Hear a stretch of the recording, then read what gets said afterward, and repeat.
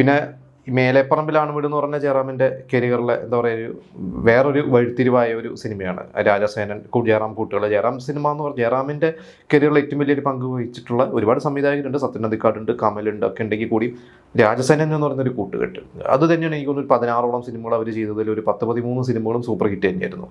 അപ്പോൾ മേലെപ്പറമ്പിലാണ് വീട് ശരിക്കും അന്ന് പ്രിയദർശൻ സംവിധാനം ചെയ്യാനിരുന്നൊരു സിനിമയാണ്. അതായത് ഗിരീഷ് പുത്തഞ്ചേരിയുടെ ഒരു കഥ ഗുഡ് നൈറ്റ് മോഹൻ നിർമ്മിച്ച് പ്രിയദർശൻ സംവിധാനം ചെയ്യുന്നു. അപ്പോൾ ജയറാമിനൊന്നും ഭയങ്കര സന്തോഷമായിരുന്നു ഒരു പ്രിയദർശൻ സിനിമയുടെ ഭാഗമാവുക. അതിന് മുമ്പ് പ്രിയദർശൻ്റെ ആകെ ഒരു സിനിമയിലെ ജയറാം ഭാഗമായിട്ടുള്ളത് അത് അദ്വൈതമാണ്.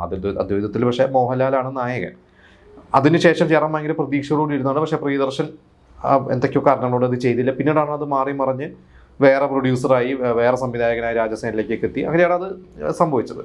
പിന്നെ കുറേ സിനിമകൾ അങ്ങനെ തമിഴിൽ ഒരുപാട് സിനിമകൾ ജയറാമിന് തമിഴിൽ നല്ല ബ്രേക്ക് ആയിട്ടുള്ളതാണ്. ഒരുപാട് സിനിമകൾ ചെയ്തിട്ടുള്ളതാണ്. കമലഹാസൻ്റെ കൂടെയുള്ള കോംബോ ഒരുപാട്, തെന്നാലി പോലെയും പഞ്ചാന്തരം പോലത്തെ ഒരുപാട് സിനിമകൾ ചെയ്തിട്ടുണ്ട്. അതോടൊപ്പം തന്നെ ജയറാമിന് നഷ്ടപ്പെട്ട അല്ലെങ്കിൽ ജയറാമിന് ചെയ്യാൻ പറ്റാതിരുന്ന കാതൽ കോട്ട എന്ന് പറയുന്ന അജിത്തിൻ്റെ കരിയറിൽ വലിയ ബ്രേക്കായ ഒരു സിനിമ, ഭാരതി കണ്ണമ്മ എന്ന് പറഞ്ഞ് പാർത്ഥിവന് അവാർഡ് വരെ കിട്ടിയ ഒരു സിനിമ. ഇതൊക്കെ ജയറാം ഒന്ന് ഒഴിവാക്കിയ സിനിമകളാണ്. ശരിക്കും ജയറാമിൻ്റെ ഡേറ്റിൻ്റെ പ്രശ്നങ്ങൾ കൊണ്ടായിരിക്കാം.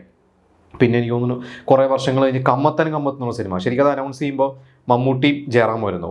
അതിൽ പിന്നെ ആ ഒരു ഗസ്ട്രോൾ എന്ന് പറയുന്ന ആ ഒരു ക്യാരക്ടർ, പിന്നീട് ആ ക്യാരക്ടർ ചെയ്തെന്ന് നരയനാണ്, അത് ദിലീപ്. അങ്ങനെയായിരുന്നു. പിന്നീട് ജയറാം ലക്കി സ്റ്റാർ എന്ന് പറഞ്ഞ സിനിമയിലെ നായകനായി അഭിനയിക്കുന്നുണ്ട്. ജയറാം അത് മാറിയപ്പോൾ ദിലീപ് ആ മമ്മൂട്ടിയുടെ അനിയൻ്റെ വേഷം ചെയ്യുകയും ദിലീപിന് വെച്ചിരുന്ന റോളോട്ട് കുഞ്ചാക്കോ ബോബനെ പ്ലാൻ ചെയ്തു. പക്ഷെ കുഞ്ചാക്കോൻ്റെ ഡേറ്റിന് ഇഷ്യൂ വന്നുകൊണ്ടാണ് അന്ന് നരയനൊക്കെ ചെയ്തത്. അപ്പോൾ ഇങ്ങനെ കുറേ മാറി മറിഞ്ഞ കുറേ സിനിമകളൊക്കെ ഉണ്ട്.